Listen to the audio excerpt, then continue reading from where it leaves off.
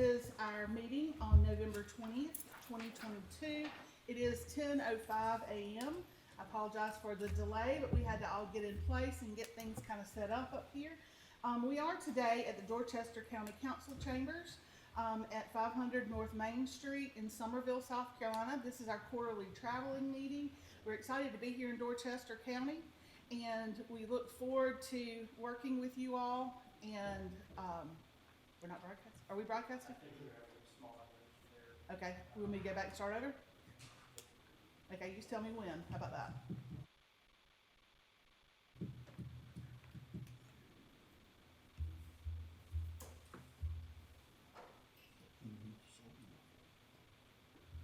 So weird.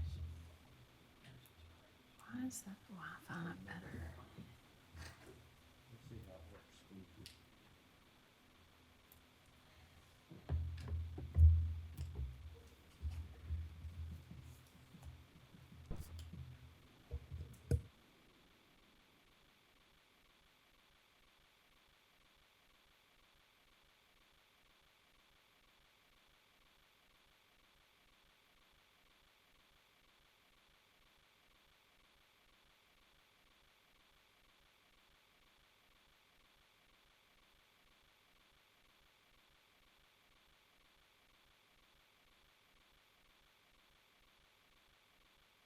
The call is to order.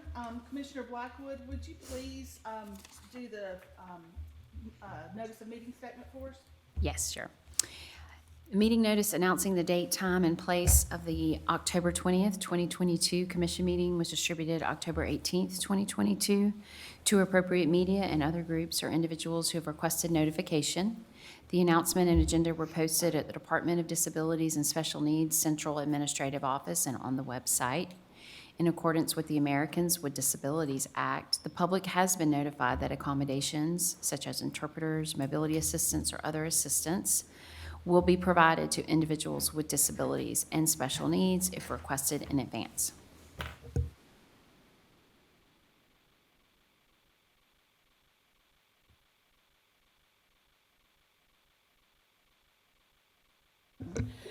This is our quarterly meeting that we travel for with the commission. We like to make sure that we're able to get out into the community and visit with the folks, and we hope that you'll always join us when we do this.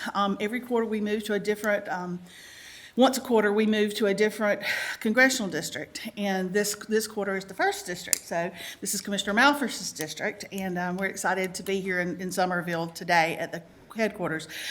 We do want to thank the Dorchester County Council for allowing the commission to hold today's meeting in this beautiful facility and their chambers. A special thank you to Tracy Langley. She's the clerk to County Council here at Dorchester County. She assisted our staff in the securing of this meeting location. I'd like to thank Kimberly Cochran. Where's Kimberly?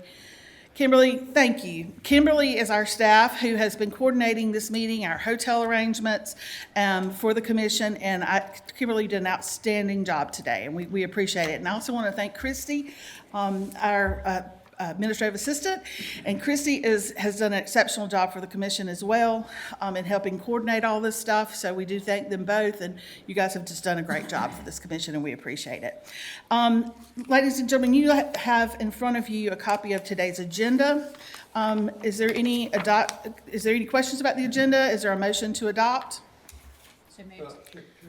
Yes. It would be okay from the legislative committee if I just said a quick word? Okay. Inside wherever. we can sit. Sure, why don't we, let's look at the agenda. Why don't we stick that under, after policy committee, we'll make a section C. Only take two minutes. Okay, so we'll put a legislative committee update from Commissioner Thomas under after B, it'd be number C. We've got you listed there. Is there any other amendments to the agenda that would like to be made?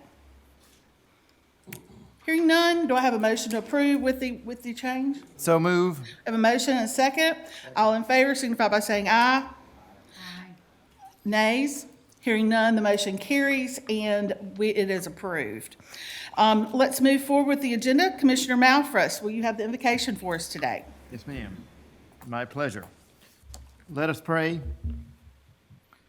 Dear Lord, thank you for the privilege of allowing each of us here today to serve. Thank you for each of us that take our time each month and far more than each month to serve the people with disabilities. Help each person within the sound of my voice to understand that the opposite of love is not hate, it's apathy. And help each person on the commission and each person here who works for people with disabilities to never become apathetic in any way. We would like I would like to personally pray that you would bring each person here who's not, has a personal relationship with you, to have a personal relationship with you, so they will each understand the peace that brings. In Jesus' name I pray, amen. Amen. Thank you, Commissioner Malphus. All right, we have in front of you the September 15th, 2020 commission meeting minutes. Commissioners, will you please take a look at those and see if there's any, it's under tab 2 in your book. Are there any changes, additions, or to those minutes? Hearing none, do I have a motion to approve? So moved. Motion from Commissioner Blackwood. Do I have a second? Second. Second from Barry Malphus. Commissioner Malphus. All in favor, please signify by saying aye. Aye. Opposed? Hearing none, the motion carries. The minutes are approved. All right, let's start with our commissioners' update. We're going to start with Commissioner Thomas today. Turn your mic on. There you go. I attended a Pickens County meeting of the department or private provider that was the 50th anniversary, and it was over in between Pickens and Easley, and a beautiful facility. I've never been out there. It's a little bit out in the country, but that's okay. It's between the two cities, and they had a band, and they had probably 200 people there when I was there. Lots of food and fun and festivities, and I got to meet lots of the families, and I just want to thank them for inviting me, and look forward to working with that group again. Wonderful people, and I just wanted to let you know that I'd been to that 50th anniversary, and it was really exciting. I enjoyed it. I even danced a little bit. But That's exciting. that was something to see. Yeah. Yeah. I bet. All right, Commissioner Carr. I just had a private meeting with one of our, Sorry. I had a private meeting with one of our consumers, and his son has is on the autism spectrum, and I just continue to see the problems that people face every day, and I hope that we do the best job we can to help them. I think we're excited about our progress that we're making in autism. We have a new director over that department, and so I'm looking forward to the changes they're going to be making over there. Robin, Commissioner Blackwood. Yes, I wanted to mention two things. First, the Greenville community hosted an event yesterday. I don't know what day it is. Actually Tuesday, I think. Yeah, Tuesday evening, called Can Talks, and it was the third. No, okay. Thank you.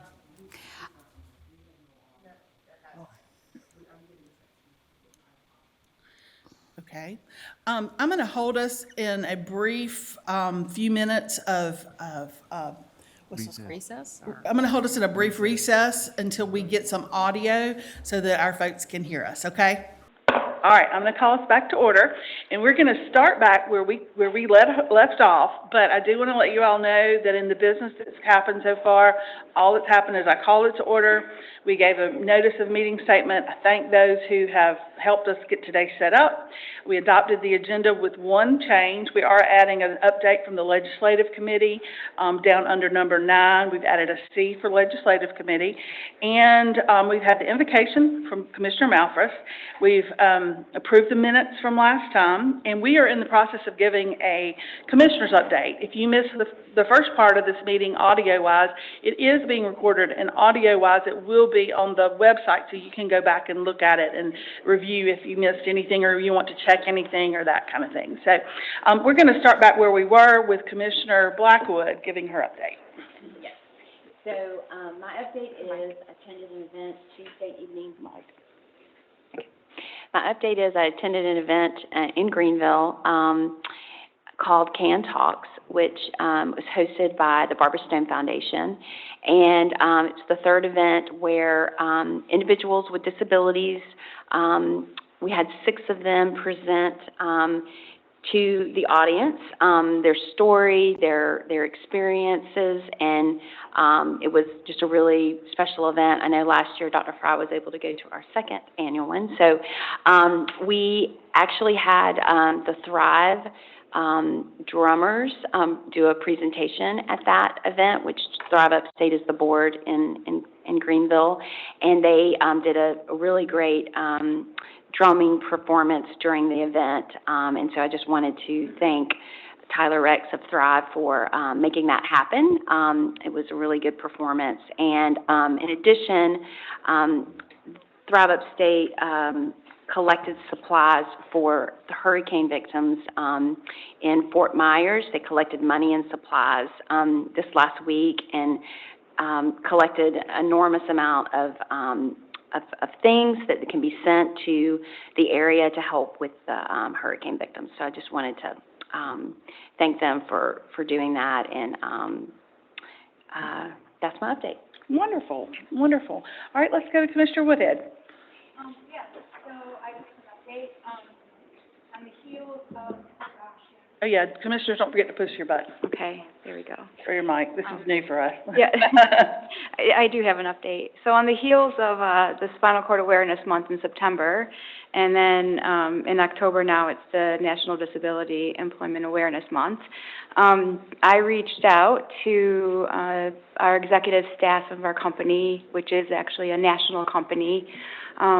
This year they've been, concentrating on inclusion, and each month they highlight a group, and I wanted to bring to them, the option and opportunity to maybe talk about disabilities in a little bit more focused fashion. So I presented everything that I know about the disabilities, and they are going to start including them next year in highlights in one of their months. Wonderful. So, yeah, I was really excited about that. That's exciting. That's exciting. I like to hear things like that. Mhm. All right, Commissioner Miller. I don't have any updates. Okay, Commissioner Malfris. I do have an update, if you don't mind. I just wanted to do one of the, shout out to a wonderful man. It is hard for me to, come to Charleston or to think of the Department of Disabilities while I'm in Charleston without thinking of Jim Kilgun and the wonderful job that he does with people with disabilities, employing people with disabilities through Charleston. There's a lot of what we do in Charleston for the day program has a lot to do with employing those with disabilities, and we are very thankful for him and for his work and for the Charleston disabilities for that reason. Or I am particularly thankful for them for that. And I just wanted to bring that up one more time and say that is my primary update, except to say that I realize our chairman's already said it, but I want to say it again. This is a beautiful building for us to travel to and be a part of, and we are very thankful that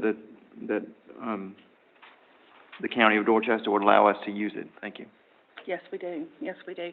My update is to remind you all that today we are doing this in 2 different sessions. I don't know if you all realize that we're going to have 2 completely different meetings. This first meeting is our commission meeting, but we will have a listening session that starts at 1 p.m., and it's for the community. So it's for your time. You'll have 5 minutes a person. There are some guidelines, but we want you to come tell us what's going on in your community. If there's issues regarding disabilities that you need us to hear, that's what we're going to be doing. We won't be responding to you, but we will be listening and taking notes. So if you are out in the community here in Charleston area and would like to come and address us, we will have that time available for you starting at 1 o'clock today. From 1 to 2:30, I believe, is the time we've set aside. So we will be here in the chambers, and we will be anxious to hear from you today. So we hope that you'll show up and tell us what's going on in your lives. All right, let's move on. We have programs and services next. Ms. Becky Peters and Susan Davis are going to talk to us about National Disability Employment Awareness Month, which is something we're all excited to hear about. Yay. Welcome. Good morning, and thank you for coming. I am totally encouraged to hear what you just shared about your company. I mean, I'm doing a happy dance in my seat over here, but I'm here because I work and promote employment, particularly employment in the community for the individuals that our providers support. And honestly, they are doing a tremendous job at helping individuals to transfer from maybe not having the opportunity to work in the community to having an actual opportunity. So you've been given another newsletter this year. You'll notice there's a story that Becky and I, the Director of Day Services and I, have highlighted at least one person who wanted to share their story about what working in the community for a regular company has done to transform their lives. So you don't have to read it now, but please take the opportunity to enjoy looking at those success stories. It makes, most of us, it makes our hearts sing. So just a little bit of a word, there are statistics that indicate that those with disabilities aren't getting the opportunities that others without disabilities have to work.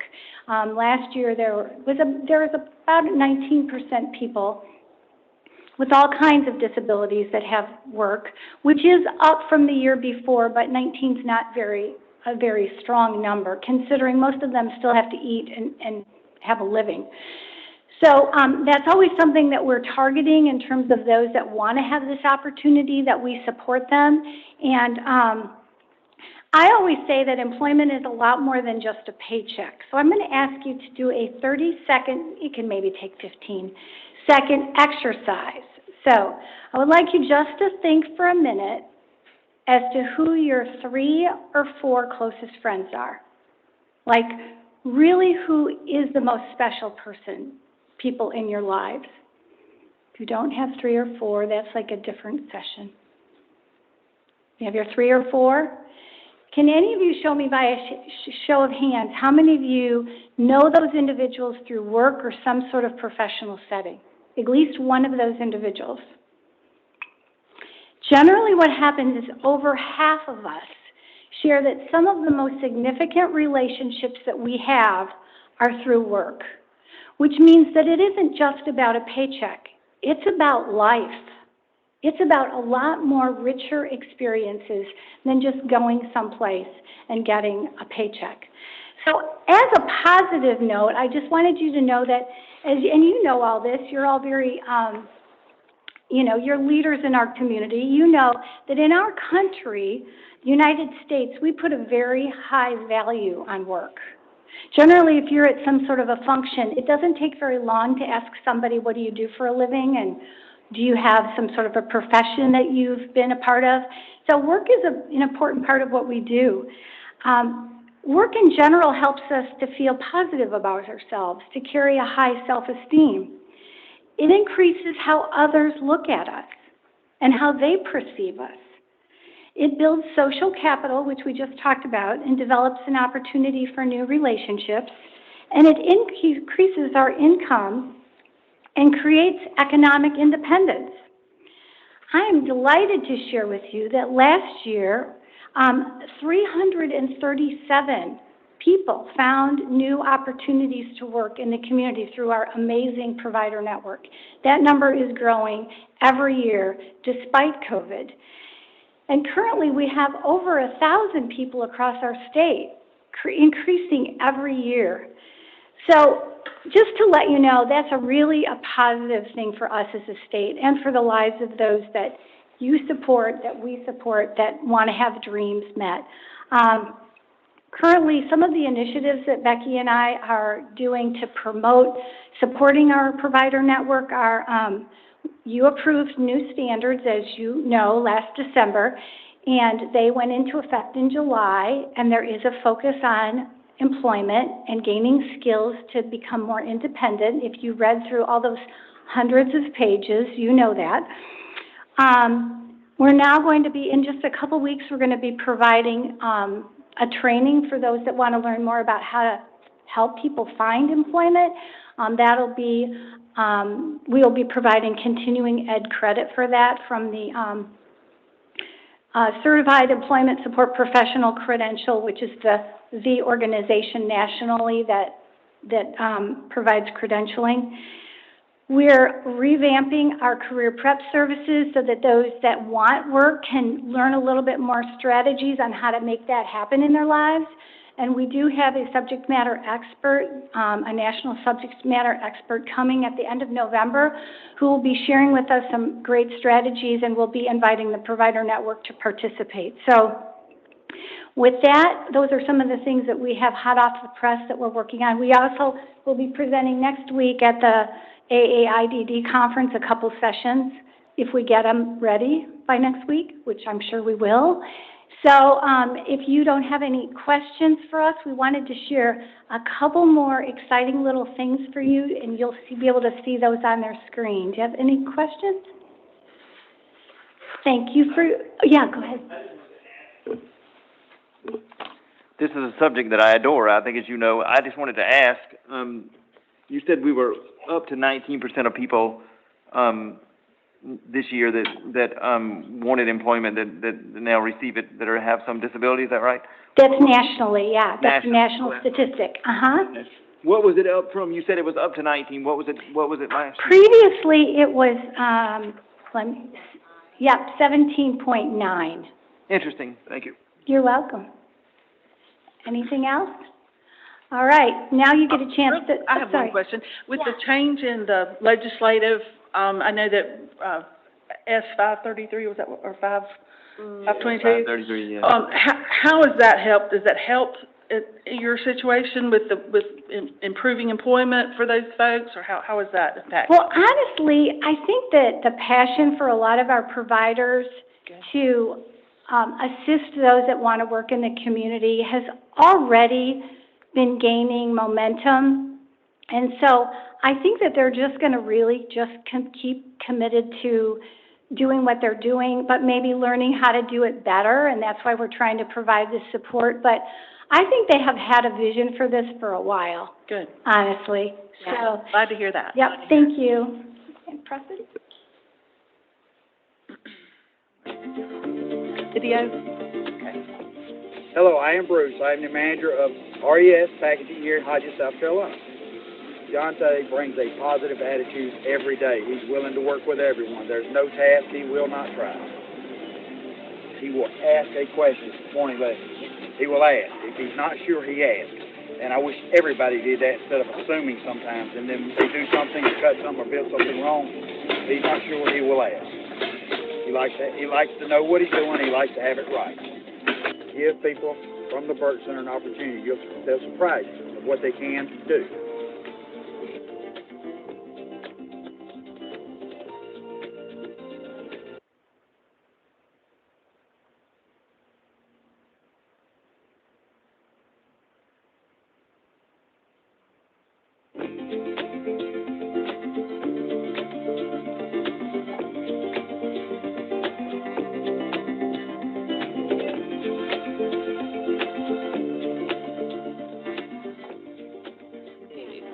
Preston is our in-house gardener. He takes care of all our flowers here in town at our buildings all along Main Street. Preston also picks up trash if he sees it that people who litter. Preston does take care of some of the trash on the inside of the building to kind of help keep the building spotless. That's his task. You have a sugar maple tree. This is your sugar maple tree. So all your maples have your spine, you have your shade tree, you have your sugar maple, which has a color of bright red and orange in the fall. So right around the 1st of November, or that'll be leaf peak season, this sugar maple will be turning bright red. No, it won't be red, it'll just be orange, it'll be orange. It'll have two colors, it'll be orange and yellow. It makes a fine shade tree. It's a sugar maple. I didn't have any reservations. The only thing I worried about with Preston was that it's, being seasonal, that sometimes it would come to an end, that he'd get discouraged and not want to come back, but he hasn't. I'll tell you what, sometimes I think the first year he said he needed that break, so, the next year he came back with the same passion, and he does a very good job. Would I encourage someone else to hire a person with disabilities. I would encourage someone to get that opportunity. I know that, especially someone who is as talented as Preston is and has a love for what he does, to find that job that would fit that person and take a chance with those people.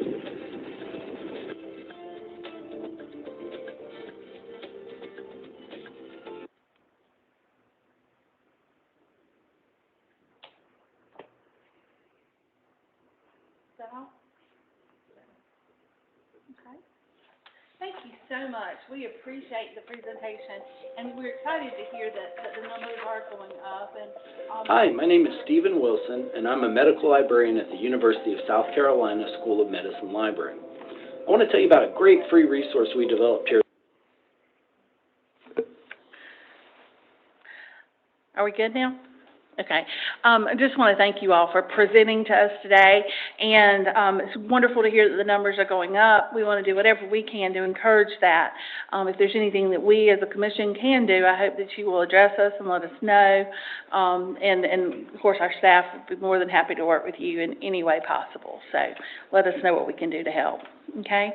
Thank you again. Let's see. Now we're going to go into our committee business.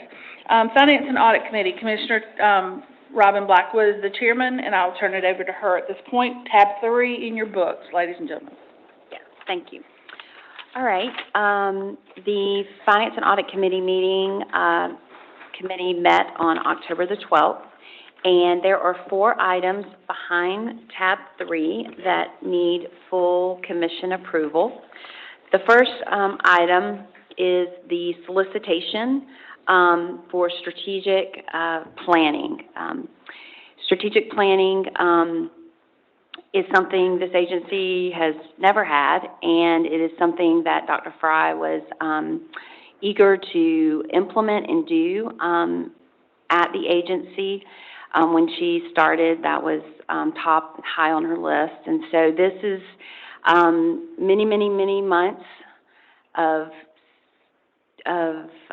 going through the process of procurement and RFPs and reviewing and analyzing lots of proposals that were submitted to the agency. And so today we have a contract for Sage Squirrel Consulting, which is one of 7 proposals that were submitted, and this one was selected by the agency, and the amount for the strategic planning, which again is a 1-year contract with 4 renewals, is $283,180. And so we discussed this, of course, in our meeting and committee meeting, and are bringing this particular item to the commission to approve. It leaves committee with the first and a second. So, all right. So we have brought this out of committee with a first and a second. Is there any discussion on the matter? I'm personally very excited to see this. We've been working on it for a year. I know even before Dr. Fry came, we began talking about this. I think this puts us in a direction. It gives us a steering path, something to steer by. I'm excited about it and looking forward to it. Is there any further discussion? Tongue in cheek, I'd like to know where this name came from. Is that kind of interesting? That is kind of interesting name. I don't know. I'm not familiar with this company. I'm not either. The state procurement office Anybody know anything about them? evaluated them. It's kind of interesting. It is an interesting name. Yeah. All right, any other discussion? All right, we have a motion and a second.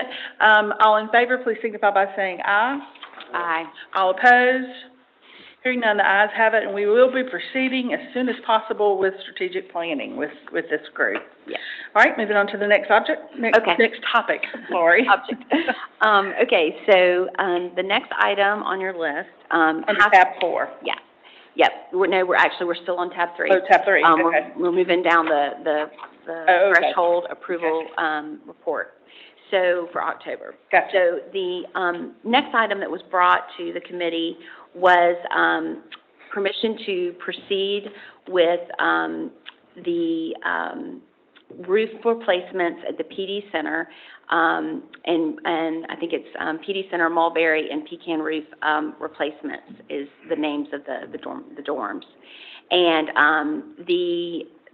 this particular item was on the 5-year plan that we approved a few months ago, and they are ready to proceed with an RFP to secure some vendors to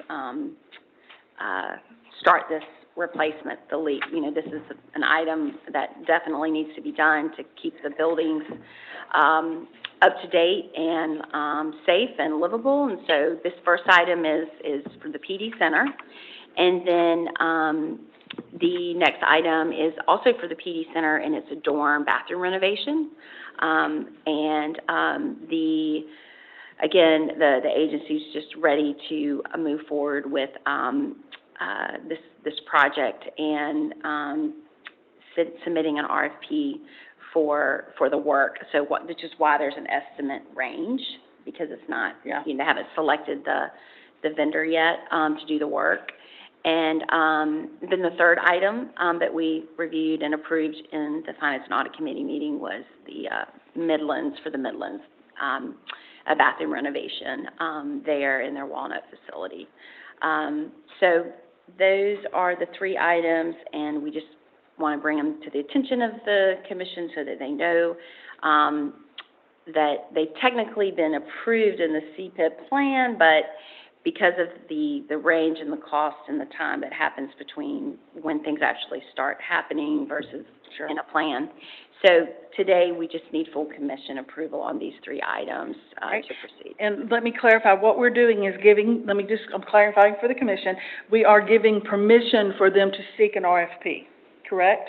Yes. Okay, so they'll seek an RFP, they'll do the bids, it will come back with an exact price for us, and then we will approve the final bid. Yes, similar to what. So basically what we're doing today is not necessarily saying this is what we're gonna spend, this is just saying we're gonna give them permission to go begin this process. Right. Okay? And this is the estimated cost. It could be higher, it could be lower, but Yes, that's the depending on- range that they're feeling Okay. safe. Okay. Do you wanna take these separately or together? I think together, I mean, Okay. they're similar and. Project. Yeah, and, Okay. yeah. Is there any discussion on this matter? Any further discussion? All right, hearing none, you have the new CPIP or rescoping of the existing CPIPs on the PD Center Mulberry and Pecan Roof replacements, the Pecan Dorm bathroom renovations, and the Midlands Walnut bathroom renovations in front of you. All in favor of moving forward with this request for RFP, please signify by saying aye. Aye. All Aye. opposed? Hearing none, the ayes carry, and that motion is approved. And I just will add that, you know, the regional centers are definitely in need Yes. of upgrades and improvements, and this is just a step in the right direction to continue the agency's focus on doing just that and Right. making them better facilities than they were. I think it's great. So, All right, next one. okay, I think that is all that I have, for the threshold report. Okay, so the next item, which is, Bell Landrum? let me see.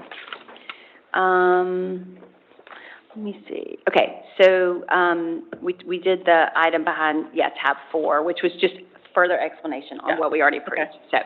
So, we're good there. And then, so the last item for today is the sale of Landrum, what we're calling Landrum 1 and 2, which, they are, this property that, it's part of the state-owned, facilities that's with a certain provider. This particular provider that these buildings belong to are the Charles Lee Center. And, the property is no longer, these 2 buildings are no longer being utilized. And so, the agency is asking for our permission to sell these 2 properties. You will see in your packet details about these 2 properties, the appraisals, the information regarding, you know, all the details that went into getting these properties ready for the market, and the background on looking, from the real estate standpoint. Andrew Barron has been working on this particular, the sale of these two buildings, and so, facilities. And so, we discussed these in our Finance and Audit Committee meeting, and we just need full commission approval to have the agency proceed with the sale. Commissioner Buckwood, this is part of the request, I know, of the legislative, LAC last time requested that we dispose of unused properties and begin to liquidate those assets. Am I correct? That is correct. This is, Okay. yeah. So this is part of that process, list. so we are moving Yes. forward. That's a positive, move. I'd like to see us moving towards that. So that is what was before you. The request is to allow them to begin the process. Is that correct? That's correct. And they'll bring us back as an offer. Is that right? Yes, I believe so, yes. Okay. So that is the motion before you, Commissioners. It comes as a motion and a second out of committee. Is there any discussion? I know Andrew is on the line, Andrew Theron, and I might ask if there's anything I've left out or that Okay. he wants to add to, yeah. Andrew, is Yeah. that okay? Yeah, I'm here. I think Commissioner Black, well, she summed it up rather well. Yeah, once this vote, we'll send we'll surplus these properties, and we will get involved with Department of Administration to get them listed and to ultimately sell them. So. Andrew, you sounded like the voice of God coming out of our today. You were very loud when you came on, so forgive us for jumping. Well, good. I'm glad you can hear me. We're awake now. We are genuinely awake. Okay, so we have a motion and a second. We've heard from Andrew. Is there any further discussion? Hearing none, all in favor, please signify by saying aye. Aye. All opposed? Hearing none, the motion carries, and we will proceed with that process. All right, anything else from the Finance Committee? No, that's it for today. Okay, next we're moving on to policy, which is Commissioner Malphus, and I think he has an update for us on a policy we need to look at, and that's under tab 6 in your book. Yes, it is under tab 6 in your book. I am the policy committee chairman for our commission, and I am happy to give our report for today, which is that we are talking about 50502DD, which is death or impending death of persons receiving services from DDSN, which is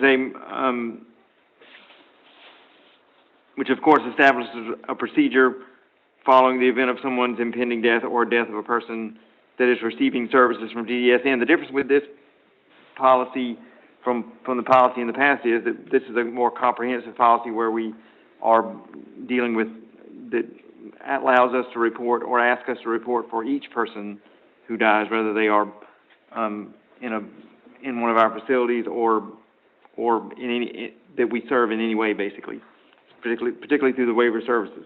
So the directive was reviewed by the policy committee and posted for public comment, and there was several comments received and changes made in relating to some of those, and there were several changes relating that the policy committee had involved to make, and all those changes have been made now, and we are prepared for this directive to become effective November 1st if the commission so approves this policy. And so that would come as a motion and second out of committee. Okay. All right, Commissioners, you have in front of you policy 50502DD, is death reporting and mortality review requirements. It has been a motion and a second out of policy committee for approval, and the Commissioners have had it for time to review it. Are there any discussion on this matter or further questions for Commissioner Malphus? How does hospice get involved with this? We can Yeah, insert you Lori. can answer that one. Lori's going to answer Lori, that if you one would, for us, Lori Manis. because I'm not sure they do. Yeah, so if hospice is involved with a person who lives with us residentially, the hospice provider's responsibility is to notify the coroner's office, but the death report is still done within our system so that we have record. Okay? We do have an aging population at DDSN, and so I think this is a very important policy that we look at, because this is something we have to face. And unfortunately, it's not something we enjoy facing, but we do have to face it on a regular basis. So thank you, Lori, for and your staff. We appreciate the effort that was put into this. I have a question. Yes, Mr. Blackwood. So,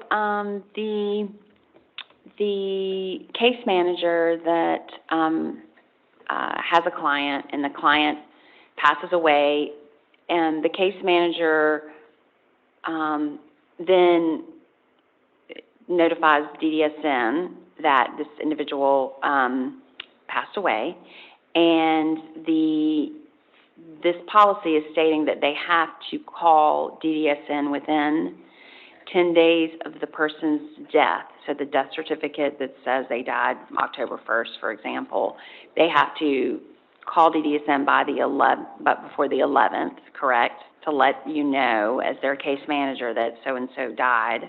So the policy is that when a person is informed of a death, that they complete the initial death report. So it's not a call, right? It's a report within an IMS system. Okay. It's that they complete the initial death report within 24 hours, and then a final death report within 10 days after that notification.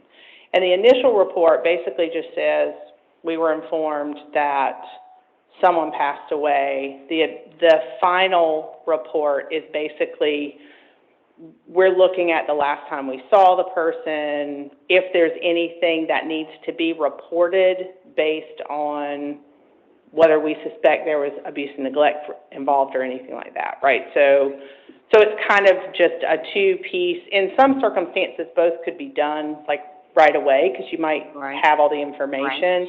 But routinely, case managers might not know that somebody in the community passed away 3 weeks ago, which is okay, because the time frame starts when they are informed. Case managers are required to contact waiver participants and or their family monthly, so it wouldn't be like somebody died a year ago, right? Right, So it within the shouldn't last be. 30 days. Right, it shouldn't be. Okay. All right. Okay. Yeah. Question? Do we have a procedure for living wills and so forth? Wait, turn your mic on, Commissioner. I'm sorry. Do we have a procedure for living wills and so forth? So there are some policy directives that cover kind of those documents within, for people who live with us. I don't know the policies well enough to speak to exactly what they say, right? So, but yes, we do have some directives related to those things. One question. Yes, Commissioner Thomas. The same kind of question on do not resuscitate DNRs. It's in that same policy group. Okay, are you comfortable with how the DNRs are written? I've always been afraid of do not resuscitate because Didn't we review that policy in Yes. the last year? I feel Yeah, like that's what I'm saying. There's a directive that governs, but realize that that directive is only for the people that we serve residentially, right? We don't have policy directives around people who participate in waivers that live at home, because our thought there is their families, their primary caregivers are handling. how do we handle DNRs from either the ones that we have directly under us or contracted? So there's a directive around it. I don't know the specifics of that directive. Would you please take a look at that? Sure. Like I said, I think we reviewed it recently. Yeah, I think we did it Did we really? this year, but we can send it to you. Sure, I'll send you the directive. Yeah, that way you can kind of look at it too. I remember being in an emergency room setting with my mother, who was having an ischemic attack at the time, which is a minor stroke. And I remember an MD who I knew walked into our little emergency room situation and wanted me to sign for her a do not resuscitate. I said, we're in the emergency room getting her treated. Why would I do a DNR? That would defeat somewhat if she died right here and nobody treated her, the very purpose of us being here. DNRs have always been a conundrum to me, and I'm actually a little afraid of them, in the sense that the staff might feel like well, what do we do? We've got an emergency. Do we let this person go? So there's also a whole consent policy about who gets to make those kinds of decisions, right? So there's a lot of policies that go together. Some of them might be fast, and some of them might be slow. I mean, you got somebody who is sinking from having the flu, and there's a hospital right next door to them. This is a real example, and they did not treat the person for the illness at the nursing home because there was a DNR, and she just died because she didn't have hydration and these kinds of things. And that's frightening to me. It really is. So if you just take a look at it again and Sure, I'll share it with you if you don't too. mind, Laurie, come back to us and Sure, let's hear what. we'll do that as part of policy. That's wonderful. Yeah, we'll do that through we'll look at it again through the policy. We did look at that policy last year, but we will certainly look at it again. We have another meeting next month, so we will. And we may have covered it, and I have had COVID since then. I always blame COVID now and COVID fog for everything that I can't remember. It's a COVID fog, okay. Are there any other questions? We'll see what it is. Today. For sure. All right, we have the policy before you. It comes as a motion and a second out of committee. All in favor, please signify by saying aye. All opposed? Hearing none, the ayes have it. 50502DD is approved, and we'll go into our policy manual. Before we get to the other updates, let me say that I appreciate the particular interest in our policy today. Yeah. From the commission. We are always thankful to see those interests because we do a lot of burying our heads in the paragraphs here, and so we're thankful that somebody would bring questions about it. Chairman, if I could also to that point, we're under a mandate in a sense from one of the reviews by the Legislative Audit Council to review our policies. And so Barry has been hot and heavy on getting through, and staff, and y'all have done a great job, by the way. Amazing. On really pushing the issue to try to get this done, and I think it was needed. And so I thank the staff and I thank Barry for doing what really should have been done over the years in a more timely fashion, but we've gone through this now pretty heavily. We have. So, and that's important, I think, to note that, LAC did require us to do this. And unfortunately, to do it, it requires meetings, and it requires time from staff, and it requires time from commissioners. And, but it's something that has to be done and updated. Unfortunately, we wish it would just update itself, obviously. It would be so much easier. To that point, later on in the legislative issue, I'm going to be speaking to that issue. Good.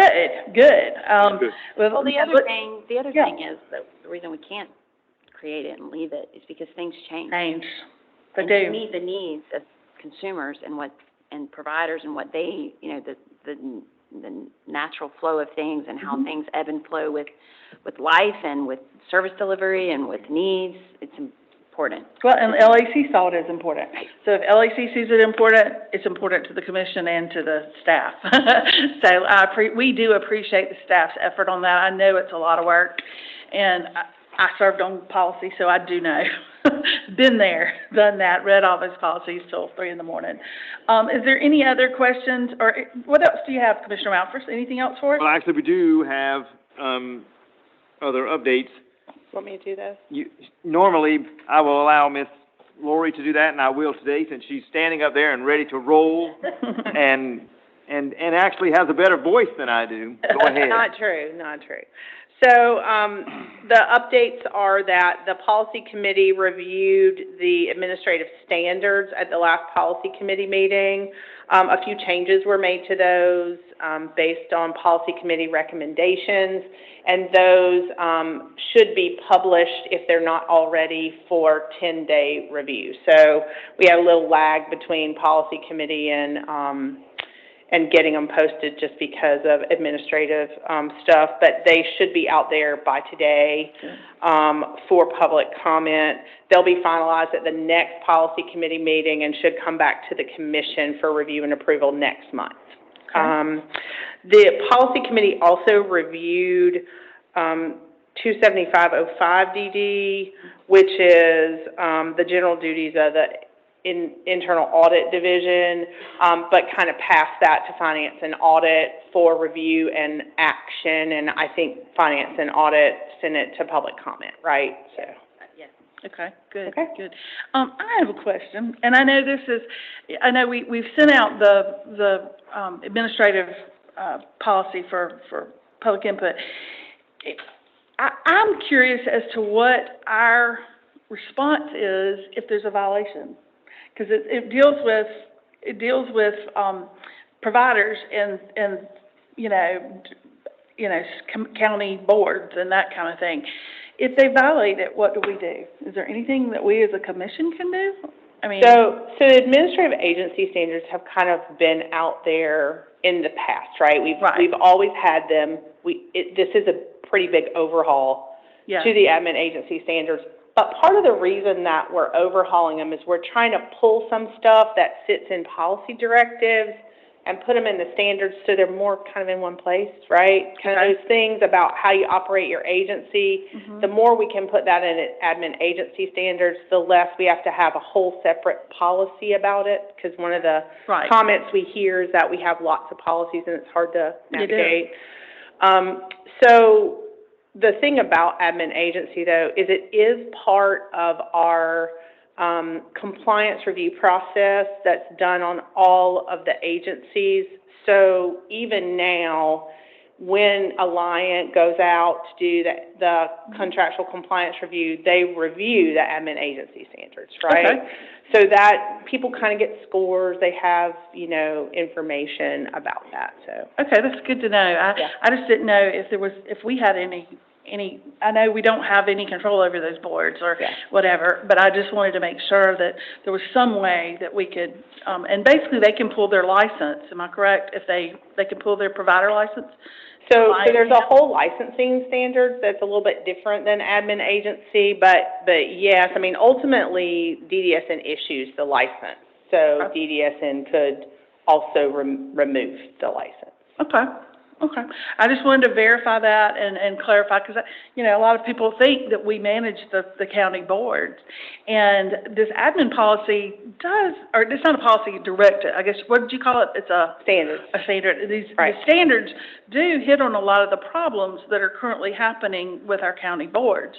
And I just kind of wanted to follow up and find out what the follow-up to that is. So there'll be, just like any other standards, there'll be review based on those standards. And, we have standards for our major programs, case management standards, residential standards, day service standards, employment standards. But the admin agency standard is kind of those standards that just are about the administration of your agency in general. So they'll be reviewed just like the other standards. And, I got one question for you. When Alliant goes out, is there a percentage that each standard is evaluated by? For example, every single standard is not evaluated by Alliant, right? So there's kind of this choice of the compliance indicators that gets pulled from the standards. And so there is a percentage of things that are looked at in order to adequately score a specific indicator. There's random sampling related to individual records, but when you start talking about employment records and that kind of thing, there's different percentages, and they even do things like 50% or a minimum of, right? Because if you only have 5 employees and you look at 50%, you're only looking at 2, so they might say like a minimum of 5, right? There's that kind of thing. Thank you, Lori. I appreciate that clarification. Okay, best questions. Are we ready to jump to, the old business at this point? Where are we on these? We're still under policy committee, and then we're going to you after we get through Barry. This is still under Barry. Because what I had to say is sort of apropos, and I was just gonna leave her up there to sort of bounce the. We can do that. All right, let's go, is there any further, what else you got on? No, there's no further business for the policy committee this month. Thank you very much. Well, I appreciate Lori answering those questions for us, because those are some questions I had and had been developing in my head over the last couple of weeks. And when you said that, I thought, I'm going to ask that question. Okay, Commissioner Thomas. Real quickly, and Lori, if you could just say it, but you may have something to say to this. I just wanted to bounce off the commission. And this is the legislative update? This is the legislative update, and I would call it not so much an update. I could kind of roll on for probably 15 minutes, but I think mainly what I want to do is See if the commission would be interested, I think, in one of the more important pieces of legislation being proposed. It was last year, and it's going to be reproposed this year. I don't know if it's the same bill as last year. Are we in a new session? I've forgotten. Yes. I think we're in a new session, and that's why it needs to be introduced. Well, you know, you've got a LAC report that's going to be coming out in sync with it. Possibly you're going to have an attempt at sort of a reformation package. What we see now, and if you've been on the commission for a period of time, you know, there's kind of a bit of a patchwork if you're looking at the entirety of what's going on. For instance, the local boards, the county boards, we don't have control over. And your question, what can we do if they're in violation of some standard or something? Well, Alliant goes out, but Alliant's not really, you know, punishing some group for doing something that's out of what we would consider out of bounds. So, you know, if you're on the county level, it's, you know, maybe good because you're not necessarily controlled by the guys at Columbia that don't have a clue as to what we're going through here in X County. And so, but I would just say to the group, what I would appreciate y'all doing is starting to think about the pros and cons. 15 years ago when I was in the Senate, I actually said maybe, you know, what we need with the DDSN 15 years ago is perhaps put it under the governor's office as a cabinet agency. Well, that's got pros and cons to it now that I've been on the commission for, 3 years or so, through COVID, so, you know, a lot of time, a lot of downtime. But I think I can see the pros and I think I can see the cons, but for us to think about it and sort of talk about it in open session, not in closed session, executive session, but I would like to, you know, the public, if anybody's interested, like different groups, to listen to the pros and cons. There's an issue of accessibility. Each of the 7 members of the commission represent a congressional district. So a phone call to me is going to get immediate attention. Try that with the idea of cabinet government. Who are you going to call? Who are you going to call? Well, okay, you might have 1 or 2 methods. You're going to call your legislator? I can tell you that is not going to go very far. You know, 15 phone calls coming in a quarter to a legislator over adult supervision at a particular entity, that goes to who? Well, maybe it makes it to the executive director from a legislator. They have their plate full.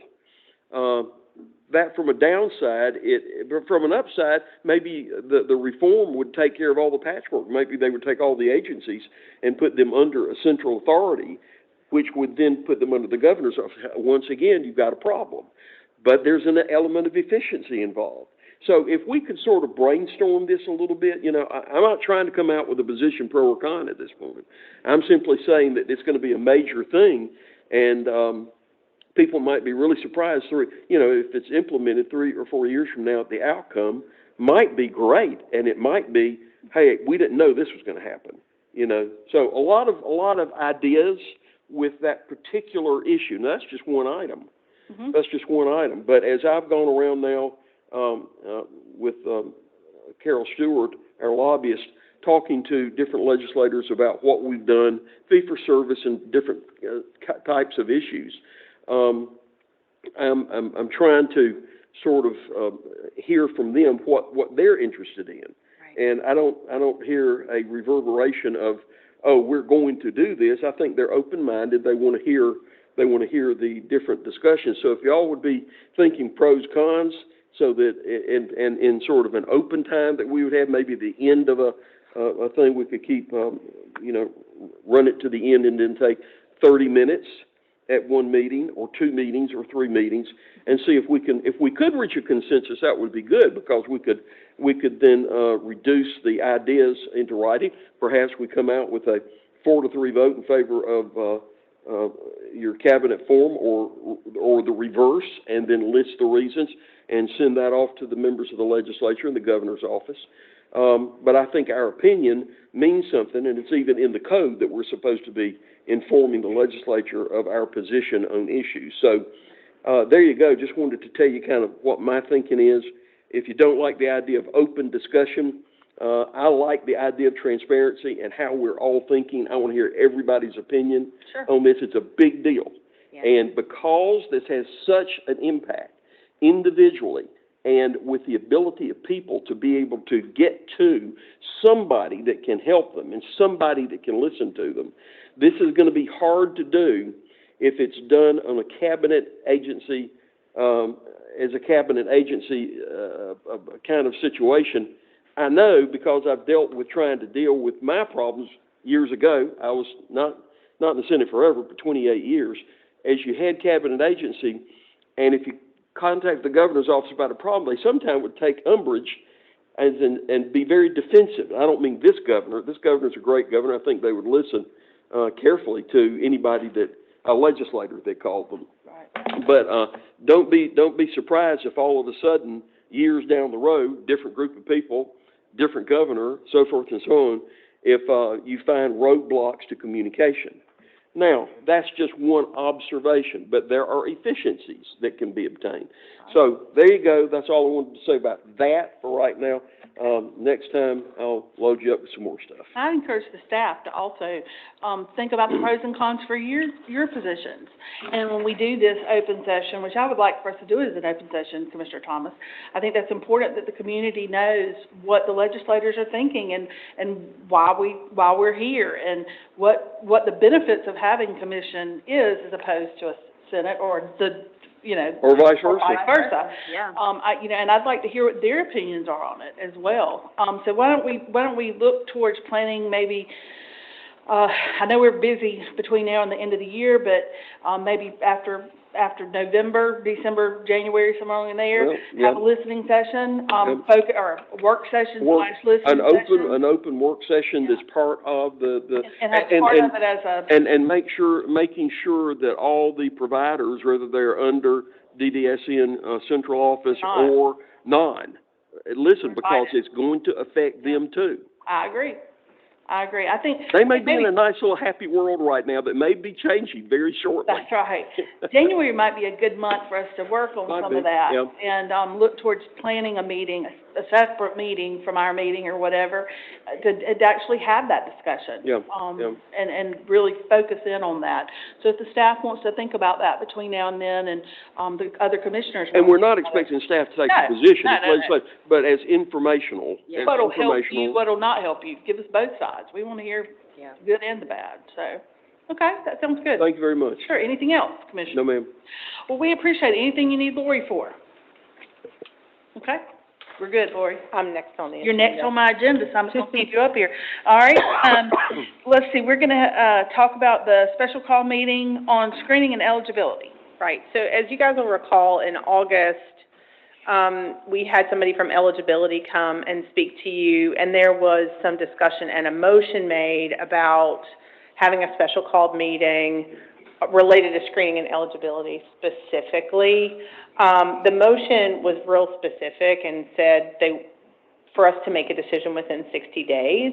So I'm back to tell you that we're currently doing some work around screening and eligibility, and I would like to ask the commission to consider having a special called meeting after the first of the year, perhaps January or February, to kind of dive into some of this and give you some really good training, I think, is what you wanted, kind of the nuts and bolts of how things work. Because y'all are doing some changes on that policy process, if I'm correct. We are.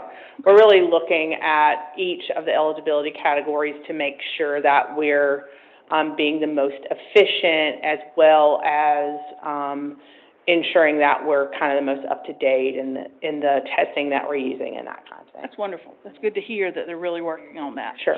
I think, who made that motion? Do we know? Commissioner, are you Thomas. okay with that? Yeah. Sure. And would you like to do them at the same time, or would you like two different meetings? I think the whole thing's a unit. Yes and no. They touch one another, but they are kind of different processes. So I think it might be cleaner to do a training on one, a training on the other. I think in the second training, I can talk to you about how intake and eligibility informs the waiting list, because everybody who becomes eligible gets put on one. Yeah. But I think the two issues and the way that we attack people is a little different, Okay. right? And if we So- do it, we can do them the same day, just do Sure, one I just think person. they need to be, you know, Yeah. kind of separate training. Are y'all okay with that? Is that good with y'all? Whatever. Okay. You okay with January, February deadline? Okay. Sure, we'll do it sometime after the first of the year. Right after first year, the first 2 months after first Sure. year. Okay, motion, do we need a motion for that, or are we just gonna? Yeah, we do, because we made a Didn't make motion one. last time, so we need to extend it Okay, January or, well, we probably need to extend it to February, because we're probably going to have legislative affairs. In January. Same type thing in January, okay, because that's actually when that bill would actually be introduced, if I'm not mistaken, okay, Thomas, and so therefore we need to read that too. okay. Let's go, do I have a motion from you to extend that one till January? Yes, I can make the motion to. How about I'm- that? I'm Commissioner available. Commissioner Malfrich made a motion to extend, this request until February. Do we have a second on that request? I have a second from Commissioner Thomas. All in favor, please signify by saying aye. Let me just Okay. clarify, that would be the February, we'd be doing it at the February meeting, is that right? Or sometime in the month of February, because we may have to call a special meeting to do it. Yeah, Okay, I we think haven't if you done- wanna do specific training, it's Yeah. gonna be a little long Yeah. for your normal meeting. Yeah, it won't be our normal meeting. Okay, well then we'll do it sometime in February. That's what the sounds motion would say. Ms. Christie, do you have that down? Thank you very much, ma'am. I see your wonderful head bobbing there. One quick, I apologize. No, Brenda, I no, had to- Commissioner Thomas, please go I ahead. didn't mean to interrupt him, I'm sorry. As part of this too, you know, it's in sync with everything else. I mean, everything works as kind of a unit to some degree. You know, we've instituted fee-for-service, and part of the issue of fee-for-service was its applicability to and effect upon your enrollments, your waiting list, and all that. As I understand it, the case management has been increasing some as over time. I don't know what FMAP has had by way of impact on people out in the field or companies out in the field who are taking clients, but I would expect over a period of time, 2 years, 5 years, whatever, to see a gradual decrease in waiting lists and an increase in those individuals be taken on, because it's a fee-for-service procedure that we're using now. Now, it would be interesting to see the effect. How long have we had fee-for-service in place now? Well, since April. April. Implemented and then we had a kind of diversion in terms of financial issues. I'm not sure how all that filtered into the whole thing. What, $50 million for FMAP money that got spread around? And is that about the number? We approved some money from FMAP, and I don't remember. I think it might be a little early to try to tie in, It may be, right, and I want. And I want to make sure that nobody is under the assumption that 8 months into the program, well, you know, it's not having a greater, no, this is something that's going to take some time. So I would warn anybody here that if you're seeing or not seeing some quantitative leap, don't jump to conclusions, this is not accomplishing its purpose. So I think too that something to consider is, I see where your thought process is going, in that if it's a fee-for-service world and somebody leaves my day program, I want to fill that vacancy, right? So your thought is it makes the waiting list get shorter. But the waiting list is a little twofold, right? It helps that person who needs to get into day services, but the amount of people who can actually participate in the waivers, which funds those services, are really not affected, right, by fee-for-service, because it's not about who will take them, it's about there being enough money in the state to provide that service to that person. There are right? a lot of So- factors at play. Yeah, I right. understand that. I understand that. And for you, because you're a staffer that knows most everything, I believe over time, I really appreciate your span of breadth of knowledge, will be able to explain that to us very fully. Sure. I will do my best to tie it in, but I think some of that thought of fee-for-service will, you know, not entice, but it will encourage providers to take people more quickly, right? Because vacancies are not funded. I think that's a valid thought process. I'm just not sure we're far enough into fee for service. And how much the quantity will be, and how Right. much it plays a Sure. part in the function. Sure. And I understand that you I might think have. that's something to really look at over time, though. And we could learn too by how other states, because all the other states, as I understand it, do fee for service, how that in relationship to the total participation by way of need is affected by fee for service and its encompassment of those individuals, that there is a lesser total amount as a percent. You could run kind of a function of that in relationship to what we're seeing in South Carolina, what ought to be the case. If not, what's different? And I'm expecting to see some difference over time, not right away. It's going to take a while for it to ingrain. Now, and the overlay to all that is if this goes to cabinet form, then how is that going to be managed and maintained so that there's a consistency with that, or does it sort of somehow dip because of administrative management changes? There's some issues that all relate here. I'm looking forward to discussing this with legislators to see if maybe they have some insights that would be helpful. Thank you. That's it for me. Very good. Thank you, Lori. Appreciate it. All right, next, we're going to have Courtney come up and give our internal audit update. Thank you, Courtney. Thank you. So I just have 3 brief updates for you today. So the first is on our agreed upon procedures reports, or our ROAPs. So the review of our 2021 agreed upon procedures reports is nearing completion. So we're just over 85%. There's some loose ends to tie up on a handful. So we're working with the boards and the contracted service providers to resolve any outstanding questions and for documentation needs. So the boards and the contracted service providers with June 30 year ends have until October 31st to submit their 2022 ROAPs. We are starting to receive those reports as well. We've received a good number, and the review of those reports is also underway. So the second update is on our audit observation tracking report. So it was updated and emailed to the commissioners and includes the results of follow-up procedures that we completed within the last quarter. So we did complete follow-up procedures with 3 boards, and the tracking report reflects those results.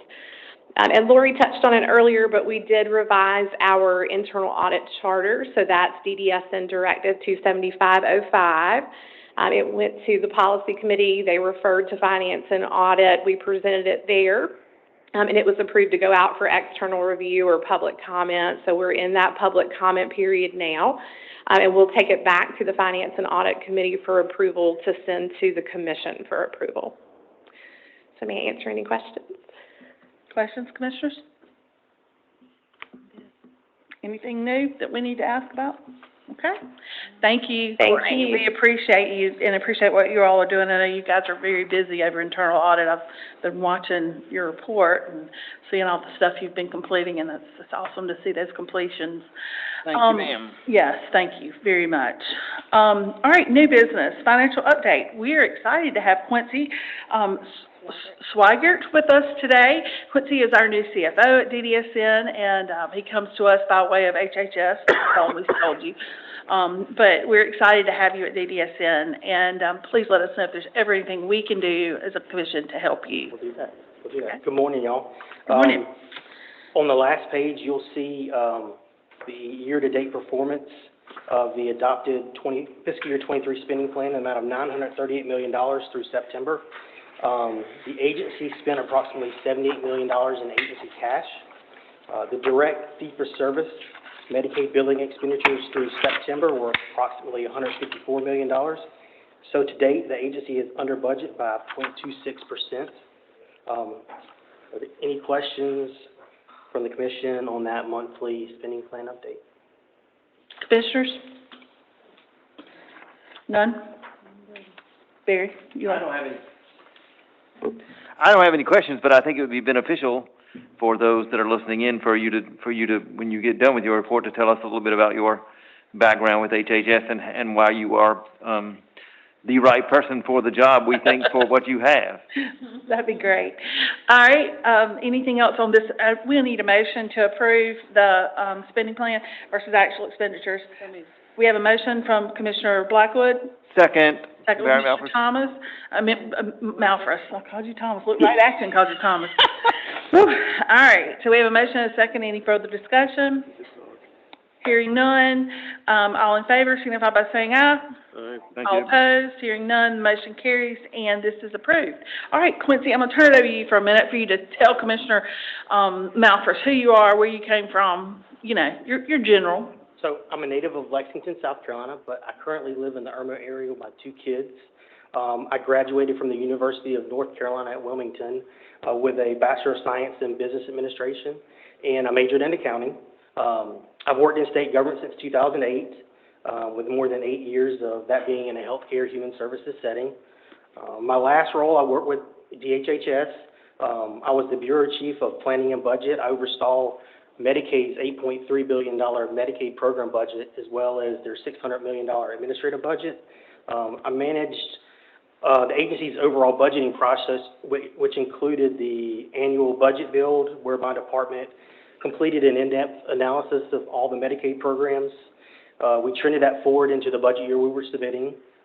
We included any new services, rate changes, changes in utilization, enrollment changes, inflationary factors. All that was built into the trend. We worked with each division director to build their administrative budget based on historical actuals, the current commitments they had in their divisions, as well as any division needs in the upcoming year. We would build in any new contracts, increases to current contracts, any operating budget adjustments or planned personnel budget changes.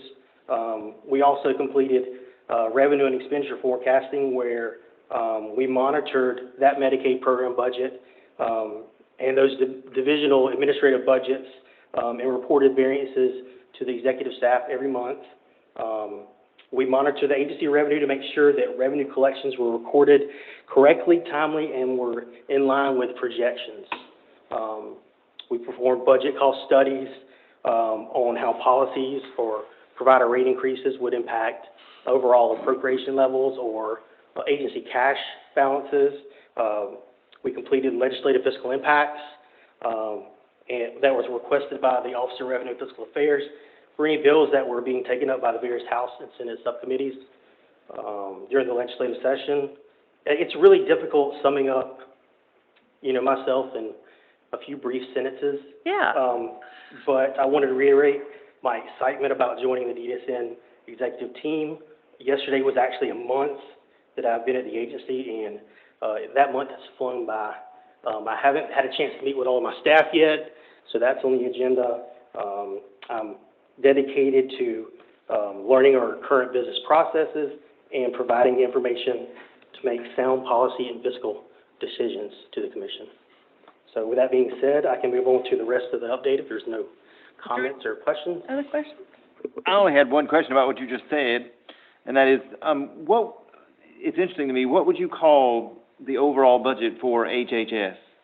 What do you mean? You just say it was 800 plus 600, so it's over $1 billion? So it's over $9 billion a year. $9 billion a year. $9 billion appropriation a year. Most of that is federal appropriations. Some of that is probably about a $1.5 billion in state appropriations, but then they get various money through, hospital taxes, cigarette taxes, things like that to fund Medicaid for the entire state. So. Quincy, we're very excited to have you with us, and we look forward to the adjustments and changes you may have for us, and we're open to, don't, just because we've always done it one way, don't feel like that's how we have to always do it. This commission is very proactive. We want to see things done efficiently, effectively, and we want to see our folks served. And whatever it takes to do that is what we want to do at DDSN. And we're excited, again, to have you. I know you got to spend a couple of days down at the GFOA conference, which we're excited about. I'm glad that our staff is involved in conferences like that. I think it's important for you to get that continuing education on the best ways to manage government finances. And I appreciate you taking the time to go do that. That's important. Thank you. Thank you. All right, I'll let you go ahead and finish your financial report. So I have two additional updates. The first is in regards to the agency's budget submission. I wanted to update you guys on the 24 budget requests. So those commission approved initiatives were submitted to the Executive Budget Office on Friday, September 23rd. Our first hearing of this year's legislative budget process is scheduled for next Tuesday, October 25th at 2 p.m. We'll have about 15 minutes to present our $32 million total fund request. Is that Ways and Means Committee? Oh, no, this is the Executive Budget Office and Governor's Office staff. Okay. Yep. And that's held in the Wade Hampton building in the Governor's conference room.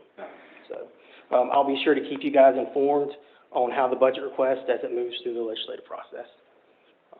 And that's next Tuesday? That's next Tuesday. Okay.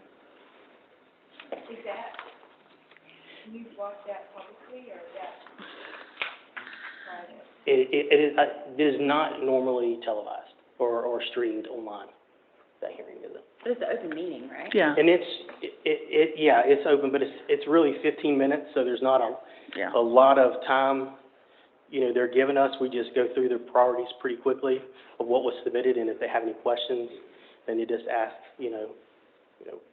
about certain needs in the decision packages. Okay. Very good. And the next thing I wanted to give the commission an update on is the fiscal year 22 cost reports.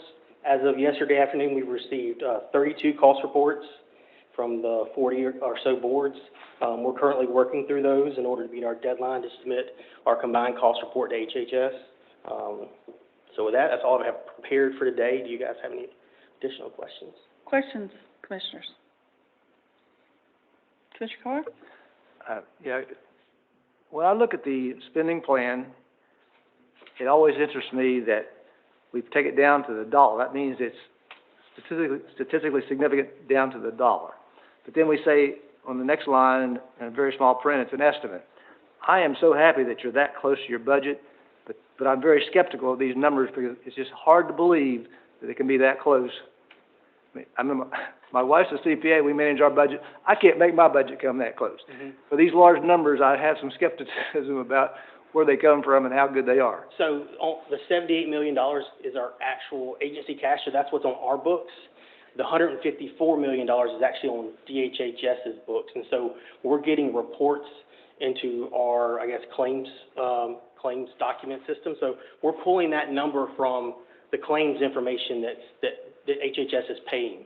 And so it's statistically significant down to the dollar.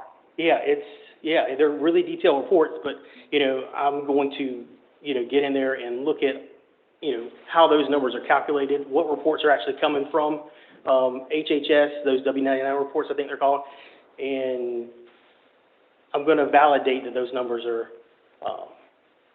coming through correctly from Clemson, the MMIS system, that Medicaid system. So, we haven't gotten there yet in my month, but it's on the agenda. Well, you're telling us that they're there, but you're only minus 0.26% Yes. budget, which is great. Yes. But I have a lot of feelings about numbers like that. So I think last quarter we were a little farther under, so we've closed the gaps. So I want to make sure I verify everything before next quarter, so hopefully, we're not over budget. So it did move, it didn't stay at 0.26, so it did have some fluctuation. So, but I want to verify that, everything's coming the way it's supposed to be, since we did click over to the fee-for-service in April. This is kind of a new thing. It's not actually something we can pull out of our accounting system, as it's just data being transferred over. So I want to make sure I validate those numbers. Okay. Thank you. That'll be great. I know we've been working on that for about a year, is that right? So we're anxious to see what you can do for us. It's a little more challenging since it's not on our books, but we want to get a comfort level with it. Good. Well, get your hands around it, and we'll look forward to having an update from you next month. Sounds good. Anything else? No, that's it. Thank you, Quincy. Thank you. Thank you, sir, for your efforts. All right, Dr. Fry, welcome to DDSN, where the fun never ends. Yeah, we have some good highlights. DDSN just wrapped up a very successful social media public relations campaign with the South Carolina State Fair for their sensory-friendly morning on October 13th. More than 500,000 impressions were generated across DDSN's social media platforms, and more than 3,000 fairgoers attended the inaugural event. Fox, ABC, NBC, and CBS TV news affiliates all covered the event. DDSN was there to greet families as they entered the fairgrounds and to hand out sensory-friendly toys and informational brochures, and we answered questions about DDSN. Exceptional Citizens Day is today, and we expect another busy day at the South Carolina State Fair. Also, today, DDSN is a sponsor of the ABLE SC Employment Summit. The Employer Summit is a one-day conference for business managers, executives, and HR managers ready to hire and maintain a workforce inclusive of individuals with disabilities, and highlights how hiring individuals with disabilities will strengthen and improve their workforce. DDSN is also now a partner with Accessibility Mornings at the South Carolina State Museum. DDSN attended the event and attracted more than 100 people for the program, which is held the second Saturday of each month. Our new Autism Division Director, Stephanie Turner, attended, and she is working to develop some updated resources for families in need of DDSN services. DDSN is also sponsoring and will be attending the South Carolina American Association on Intellectual and Developmental Disabilities Conference, October 26th through 28th, which you heard Susan reference earlier. We have a number of presentations, and we're looking forward to that. You also already heard that we officially, with action today, have procured Sage Squirrel for strategic planning, and we are excited to kick that off. Finally, DDSN is finishing Down Syndrome Awareness Month by supporting SC Family Connections of the Midlands Buddy Walk on November 6th. That's in Irmo. They will be hosting an informational booth and passing informational materials about DDSN services. Wonderful, wonderful. Any questions for Dr. Fry? Okay, hearing none, we're at the end of today's agenda. Our next regular meeting is November 17th at 10 a.m. We will be back in our Columbia office for that meeting. I do need to remind you that while we will adjourn this meeting, we will come back into session at 1 o'clock for a listening session. If you are available, we would love to have you come join us here and ask questions. If not, the commissioners will talk among themselves, I guess, about different issues. So if you have questions, please join us at 1 o'clock. Do I have a motion to adjourn? Motion to adjourn is there. Do I have a second? Second. Second. Okay, discussion? Discussion. Commissioner Malthus asked if you should note that it will end early if they do not. Oh, okay, yes. If no one comes, or if we run out of speakers for our listening session after the last speaker, we will adjourn and go ahead over and do our tour at Coastal Center. So we will not stay here till 2 o'clock if no one shows up. So. But I would add that if anytime you have input you want the commissioners to hear, please reach out to us. Our contact information is on the website, DDSN website, so please reach out to us at any time. Thank you. There is a reminder, there are some guidelines for our meeting following the listening session. Does anyone have those close at hand? Yes. Can I have those if you don't mind? I didn't bring mine with me in.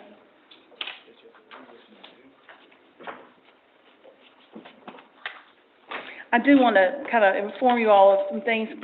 Legally, we have to follow some guidelines, and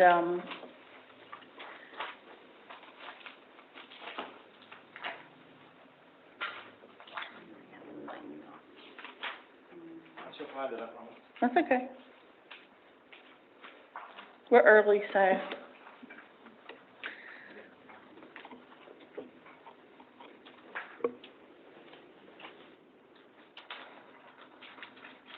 While he's looking for that, Commissioner Miller, I don't think I've heard you say a word today. I know, he's been quiet down there today. Well, that's a good thing. No, we like to hear from you. Do you have one? Thank you, Christy.